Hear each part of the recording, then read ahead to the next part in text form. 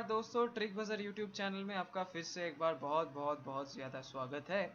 और आज हम क्या करने वाले हैं, न्यूमेरिकल नंबर 2। भाई क्षमा चाहता हूँ न्यूमेरिकल इतना करवाने के लिए। क्यों? क्योंकि देखो, प्रोबेबिलिटी ऐसा चैप्टर है, जितना ज़्यादा आप न्यूमेरिकल करोगे उतना अच्छा आपका कंसेप्ट क्लियर होगा। सो बिना कंसेप्ट क्लियर किए यार ऐसे ही थियोरिटिकल वीडियो देखने का कोई मतलब नहीं बनता, ठीक है। तो हम क्या करेंगे, पिछले वीडियो में जो कंसेप्ट आपने समझा था उसी कंसेप्ट को फिर से हम दोहराएंगे एक दूसरे न्यूमेरिकल से। और इसमें यार इस वीडियो में आपको तीन चीज़ें नोटिस करना है जो मैंने यहाँ पे आउटलाइन में लिख दिया है। देखिए, आप यहाँ पे देख सकते हैं, मैंने बोला है कि हाउ एस या फिर सैंपल स्पेस इज आइडेंटिफाइड। बहुत इंपॉर्टेंट चीज़ है भाई, बहुत इंपॉर्टेंट चीज़। ये आइडेंटिफाई करना आपको अभी आता है तो आप मान लो कि आपको प्रोबेबिलिटी का बहुत सारी चीज़ें आने लग गया है, ठीक है। और एनएस को कैलकुलेट करना ये अलग चीज़ है और ये अलग चीज़ है। और ये पार्ट इसके ऊपर डिपेंडेंट है, बिल्कुल ऑब्वियसली डिपेंडेंट ही होगा। और दूसरा क्या है कि हाउ ई या फिर फेवरेबल इवेंट इज आइडेंटिफाइड।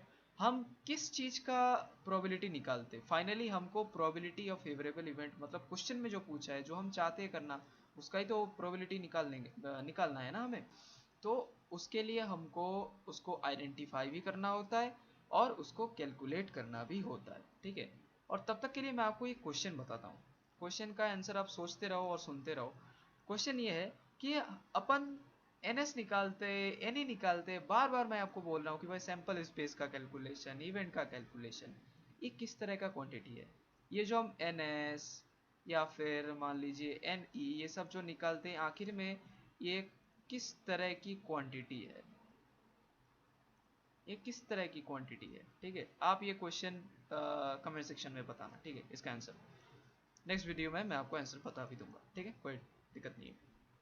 और लास्ट में क्या होता है कि लास्ट में हमको, जो मैंने आपको बताया अभी, पीई यानी प्रोबेबिलिटी ऑफ डिजायर्ड इवेंट या फिर जो क्वेश्चन में इवेंट पूछा गया है उसको निकालना, ठीक है। ये तीन चीज़ आपको नोटिस करना है। तो चलिए डायरेक्टली हम क्वेश्चन में जाते हैं और देखते हैं कि कैसे क्या होता है, कैसे नहीं होता है, ठीक है। चलिए, सो दोस्तों पहले हम क्वेश्चन को अच्छे से पढ़ते हैं, फिर क्वेश्चन पढ़ने के बाद हम जाते हैं सोल्यूशन में। तो क्वेश्चन क्या है, देखो क्वेश्चन में ये बोलते हैं कि the probability that out of 10% all born in June at least two have the same birthday is. इसका मतलब क्या है? मतलब यह है कि भाई तुम्हारे पास 10 बंदे हैं और बस तुम्हें ये बोला गया है कि सारे के सारे बंदों का जून में बर्थडे है। अब तुम्हें उस इवेंट का प्रोबेबिलिटी निकालना है जहाँ पे क्या है, at least two have the same birthday, मतलब दो बंदों का बर्थडे सेम डे में होना चाहिए। और यहाँ पे मैं पहले ही बता देता हूँ आपको, ये एटलीस्ट जो दिखाई दे रहा है ना आपको, एटलीस्ट बहुत खतरनाक चीज़ है, बहुत खतरनाक चीज़ है। मैं अलग से ये बता भी दूंगा आपको कि एटलीस्ट का मतलब क्या होता है, कैसे इसको आइडेंटिफाई करना होता है और कैसे होता है इसका एप्लीकेशन। ओके, सो पहले हम सैंपल स्पेस को आइडेंटिफाई करते हैं, ठीक है। सैंपल स्पेस,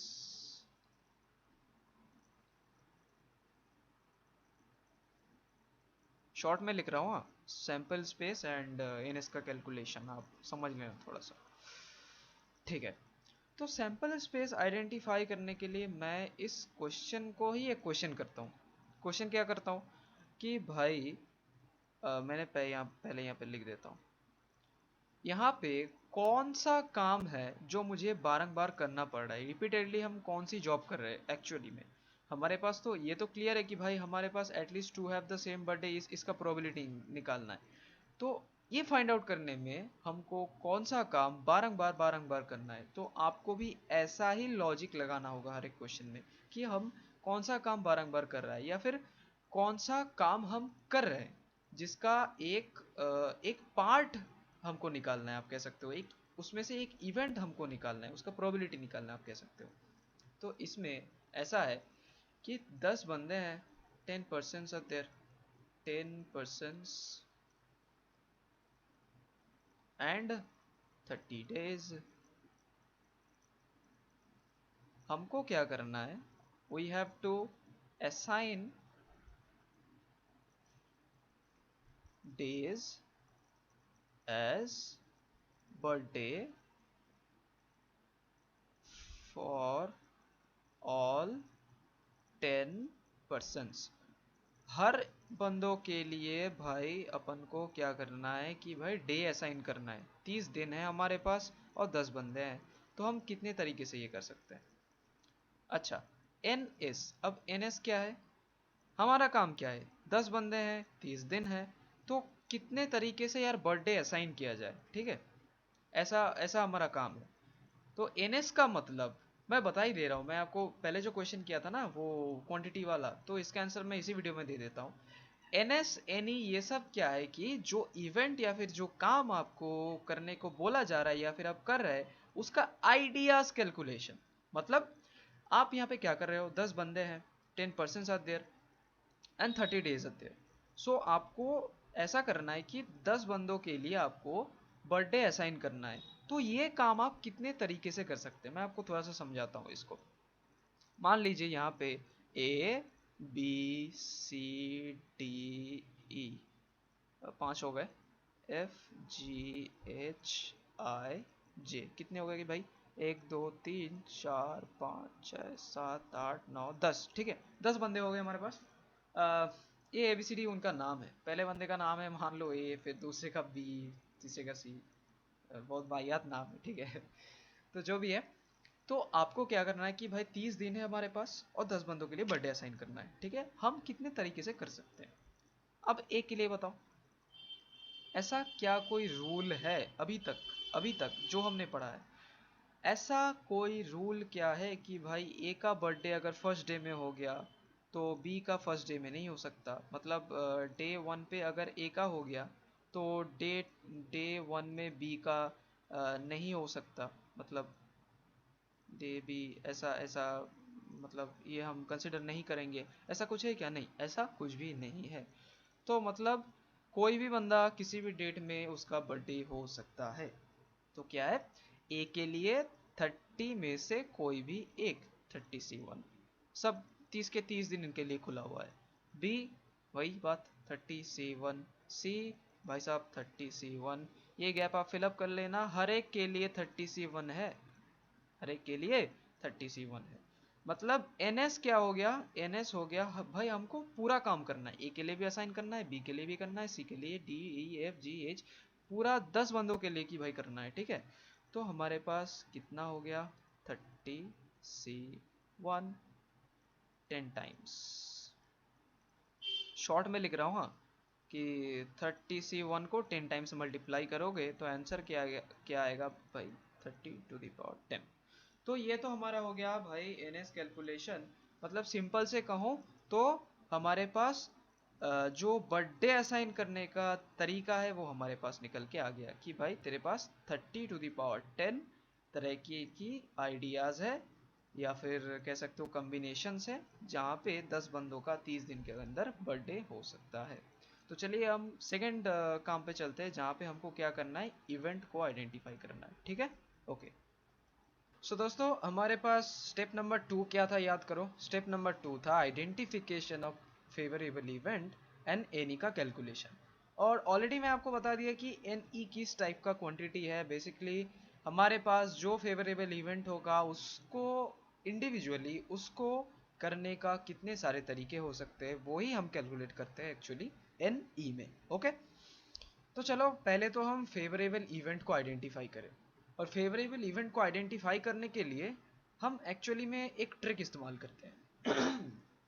ट्रिक क्या है, ट्रिक ये है कि हम क्वेश्चन को ये क्वेश्चन करते हैं। क्या क्वेश्चन, देखो मैं यहाँ पे लिख के बताता हूँ आपको। वो क्वेश्चन है like this, which event I want to be happen. तो क्वेश्चन को सिंपल आप ये क्वेश्चन करो कि भाई मैं कौन सा इवेंट चाहता हूँ कि वो हो जाए, ठीक है। और वही है एक्चुअली फेवरेबल इवेंट। तो यहाँ पे क्वेश्चन को हम क्वेश्चन करते हैं कि भाई कौन सा इवेंट ऐसा है जो हमको हम चाहते हैं कि वो हो जाए। तो सीधा सीधा आप देख सकते हैं यहाँ पे ये लिखा हुआ है कि at least two have the same birthday, at least two have the same birthday. इसका मतलब क्या है भाई, मतलब सिंपल ये है, आपके पास 10 बंदे हैं, 10 पर्सन आर देयर, और उसमें 10 पर्सन है, सॉरी इसको और अब करते हैं। सो आपके पास पर्सन्स 10 है, 10 पर्सन्स है और डेज है आपके पास 30। अब क्या है कि 30 डेज में जो ईच डे होगा उसमें आपको उस केस को कंसीडर करना है जहाँ पे एक डे में एटलीस्ट 2 बंदों का भाई बर्थडे हो, ठीक है ना। तो ऐसे केसेस को आपको कंसीडर करना है और बाकी केस को आपको कंसीडर नहीं करना है। तो चलिए हम इसको थोड़ा सा और क्लियरली देखने की कोशिश करें। तो हमने पहले क्या किया था कि भाई 10 बंदों का नामकरण किए थे, A B C D E F G H I J, हो गया ना 10, 1 2 3 4 5 6 7 8 9 10, ठीक है 10 बंदे हो गए। और हमारे पास 30 दिन है, लाइक 1 2 3 4 5 6 7 8 ऐसे ऐसे करके 30 डेज है हमारे पास। सो ये मान लीजिए अगर डे 1 है और इसमें मान लीजिए ए एंड बी का बर्थडे है, डे 2 में मान लीजिए सी डी और ई का बर्थडे है, और डे 3 में डे 3 में बाकी जो बचा हुआ है मतलब सी डी ई हो गया, मतलब एफ जी एच आई जे, इन तीनों का बर्थडे है। तो हम ये केस भाई साहब कंसीडर करेंगे। और मान लीजिए एक केस और है, और एक केस है मान लीजिए वही 30 डेज का स्लॉट हम लेते हैं जहाँ पे यह है डे 1, यह है डे 2, यह है डे 3। और मान लीजिए ऐसा हुआ कि डे 1 में ए बी सी, डे 2 में ई एफ, और डे 3 में बाकी का जितने भी बंदे बचे हुए हैं उनका बर्थडे है। तो ये केस भी हम कंसिडर करेंगे। और आपको एक चीज़ मैं क्लियरली अलग से बता रहा हूँ, वो क्या है कि भाई ये एटलीस्ट वाला जो चीज़ है ये बहुत इंपॉर्टेंट कीवर्ड है और बहुत खतरनाक भी है, इसमें बहुत बच्चे गलती कर देते हैं। तो मैं अलग से ये बता देता हूँ कि एटलीस्ट का मतलब क्या होता है। एक मिनट मुझे ये रब करने दीजिए। ओके, सो एटलीस्ट का मतलब जो होता है, देखिए एटलीस्ट ऐसा है कि ये एक बेंचमार्क टाइप का है, ठीक है। बेंचमार्क मान लीजिए वोटर आईडी जो है, वोटर आईडी, तो आपका वोटर आईडी पाने के लिए आपको मिनिमम मान लीजिए एज आपको चाहिए एटलीस्ट 18, आपको 18 साल का होना ज़रूरी है वोटर आईडी पाने के लिए। अब बात यह है कि आपका मान लीजिए 20 साल हो गए, आपका एज 21 है, आपका 22 है, 23 है। अगर आप इस केस में वोटर आईडी के लिए अप्लाई करते हो तो वो सेटिस्फाई हो जाएगा, वो कंसिडर्ड हो जाएगा। तो मतलब एटलीस्ट जहाँ पे होगा, एटलीस्ट जहाँ पे होगा वो एक बॉर्डर टाइप का है। और एटलीस्ट केस में ग्रेटर देन इक्वल टू हम कंसिडर करते हैं, लेकिन एटलीस्ट का जो बेंचमार्क है उससे अगर नीचे का होगा तो हम उसको कंसिडर नहीं करेंगे। Okay, so like this 21 22 is considered but 17 is not considered, 17 is not considered, और 18, हाँ भाई 18 कंसिडर है। तो मतलब greater than equal to type का ये, ठीक है। तो यहाँ पे मैं अलग से आपको लिख के बता देता हूँ, ये नोट कर लीजिए आप, क्योंकि एटलीस्ट जो कीवर्ड है ये बहुत खतरनाक कीवर्ड है भाई साहब, ठीक है। एटलीस्ट का मतलब क्या है? So it is a benchmark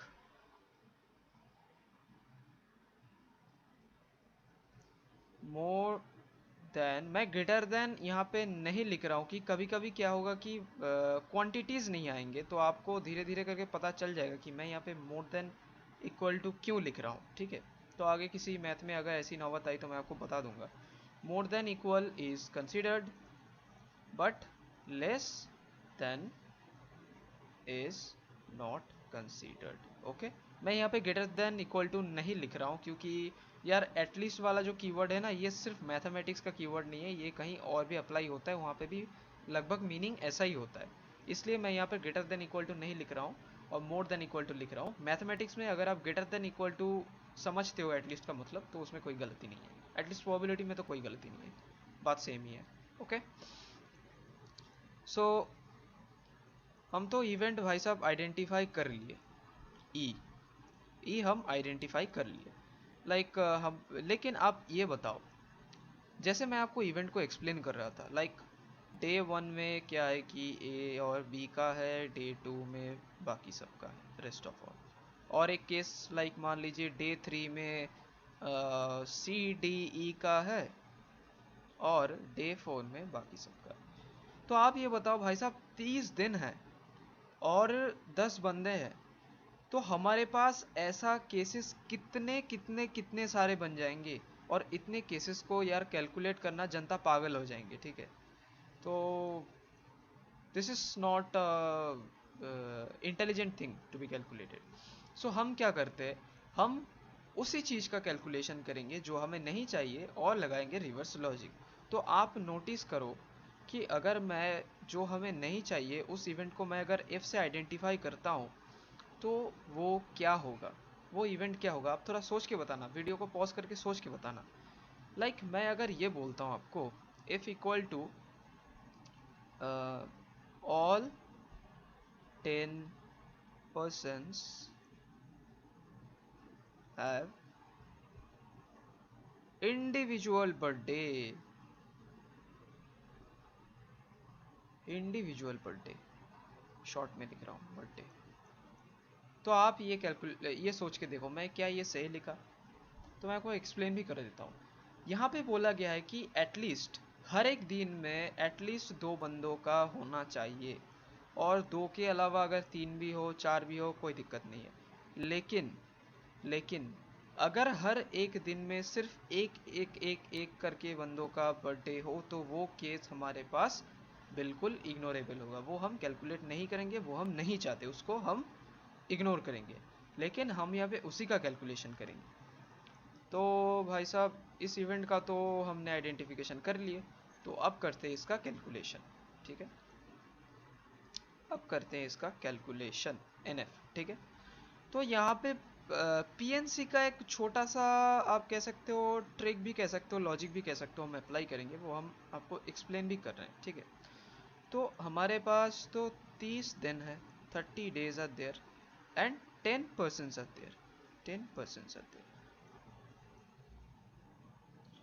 और हमको क्या करना है, all 10 persons have individual birthday. तो अगर हम ऐसा करें कि 30 दिन है और उसमें हम 10 दिन का सिलेक्शन करें, सिलेक्शन, परमुटेशन नहीं, सिलेक्शन, ध्यान दो, सिलेक्शन। क्यों परमुटेशन नहीं? परमुटेशन इसलिए नहीं क्योंकि ये ऑर्डर डिपेंडेंट बिल्कुल भी नहीं है। चाहे ए का बर्थडे पहले हो, बी का बाद में हो, बी का पहले हो, ए का बाद में हो, कोई दिक्कत नहीं है, सब चलेगा, सब चलेगा। बस हमको ये ख्याल रखना है कि एक दिन में 2 बंदों का बर्थडे नहीं होना चाहिए, ठीक है। मतलब order is totally ignorable thing, तो इसीलिए हम सिलेक्शन को यूज कर रहे हैं, ठीक है। और सिलेक्शन में क्या होता है, ए बी, मतलब ए के बाद B selection is equal to B के बाद ए सिलेक्शन, ये सिलेक्शन का रूल होता है। तो अगर आप पीएनसी को अलग से प्लेलिस्ट चाहते हो तो यार कमेंट सेक्शन में बता दो, अपन बना देंगे, ओके। सो 30C10, 30 दिन है और 10 हम दिन उठा लिए और कंसीडर कर रहे हैं कि 10 दिन बर्थडे से, तो ऐसा कॉम्बिनेशन 30C10 बनेगा। तो एनएफ हमारे पास कैलकुलेट हो गया। तो अब क्या बचता है भाई, एनएफ, तो let me rub this, let me rub this.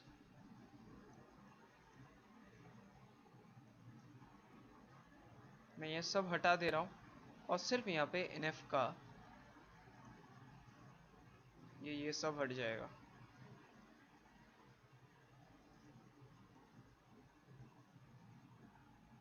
Okay, सो हमारे पास क्या आया भाई, N F equal to 30C10। तो हमारे पास एक और चीज पहले से ही हम कैलकुलेट करके रखे हैं, वो क्या है, एन एस। एन एस क्या है, एन एस क्या था, 30⁻10। वो ये दोनों हम कैलकुलेट कर चुके हैं। अगर हम पी एफ कैलकुलेट करने की कोशिश करें, पी एफ, पी एफ, तो क्या होगा, सिंपल सा रूल है, वो प्रोबेबिलिटी का basic rule, N S by N F. तो कर देते हैं भाई, sorry sorry sorry sorry, extremely sorry, N F by N S होना चाहिए, event by sample space. So 30C10 divided by क्या होगा, 30⁻10। ओके, सो ये स्टेप भी हमारे पास हो गया।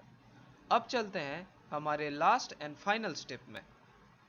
तो मैं इसको थोड़ा सा साइड में हटा देता हूँ।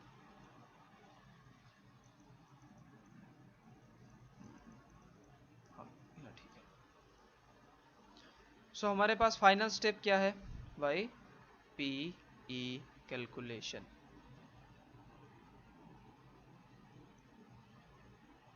ई बोले तो हमारे पास क्या है? Favourable event.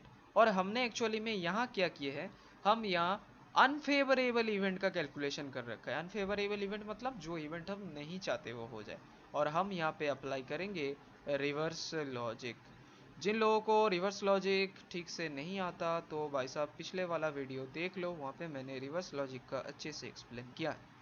सो रिवर्स लॉजिक क्या कहता है कि भाई तुम्हारा जो फेवरेबल इवेंट है उसका प्रोबेबिलिटी, और क्या है, जो तुम्हारे पास अनफेवरेबल इवेंट है उसका प्रोबेबिलिटी, दोनों को मिला दो तो आंसर क्या आ जाएगा? 1 आ जाएगा। तो हमारे पास पीई हम निकालना चाहते हैं और 1 माइनस पी एफ कर देंगे, तो आंसर क्या आ जाएगा भाई? 1 minus 30C10 divided by 30⁻10। Okay, so this is your answer. So इस क्वेश्चन में खासियत क्या था, मैं अगर टोटल बस समराइज करके आपको बता दूं इस क्वेश्चन में खासियत क्या था। पहले क्या है कि ये जो प्रोबेबिलिटी यहाँ पे जो सैंपल स्पेस को आइडेंटिफाई करना था ना, वो जो हमने 30⁻10 ये वाला जो पार्ट हमने एकदम फर्स्ट पार्ट में कैलकुलेट किया था, तो ये बहुत इंपॉर्टेंट था। पहली बात तो ये, क्योंकि प्रोबेबिलिटी का हर एक मैथ यूनिक भी है और हर एक मैथ सेम भी हो सकता है। कई बार सेम टाइप का भी हो सकता है, लेकिन आप ये मान के चलो कि ज़्यादातर एग्ज़ाम में जो तरीके की एक थोड़ा सा हायर लेवल का एग्ज़ाम हो तो वहाँ पे यूनिक टाइप का केसेस दिया जाता है। तो सैम्पल स्पेस आइडेंटिफाई करना एक बहुत चैलेंजिंग टास्क हो सकता है। पहले पहले उसके लिए आपको बहुत सारे एग्जांपल्स देखने पड़ेंगे। तो इस क्वेश्चन का खासियत क्या था कि भाई सैम्पल स्पेस आइडेंटिफाई करना थोड़ा सा डिफ़िकल्ट था, और उसको कैच कर पाना, फिर एनएस को कैलकुलेट कर पाना, वो भी थोड़ा सा चैलेंजिंग था। और यहाँ पे एनएफ जो हम चाहते थे एनी, लेकिन एनी कैलकुलेट हम नहीं कर पा रहे थे क्योंकि वो डिफ़िकल्ट था। उसका कैलकुलेशन एक तरीके से कह सकते हैं इम्पॉसिबल था, बहुत बड़ा कैलकुलेशन था वो एक। तो मैं यहाँ पे थोड़ा सा समराइज करके लिख ही देता हूँ, ठीक है, आपको भी आसानी होगी रिकॉल करने में। Just a minute. Okay, so summary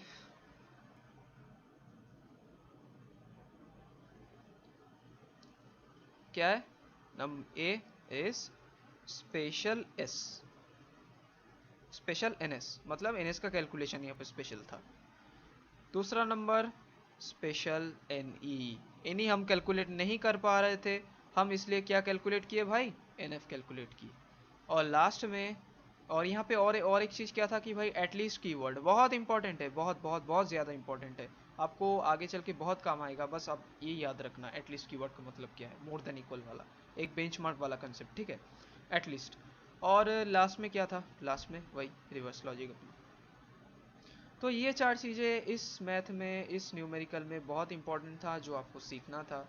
और अगर आपको थोड़ी बहुत डाउट है तो आप वीडियो को फिर से एक बार देख लीजिए, फिर भी अगर डाउट रह जाता है तो कमेंट सेक्शन में पूछना मत भूलिएगा, ठीक है। तो इस वीडियो के लिए बस इतना ही यार, नेक्स्ट वीडियो में मिलते हैं, तब तक के लिए गुड बाय।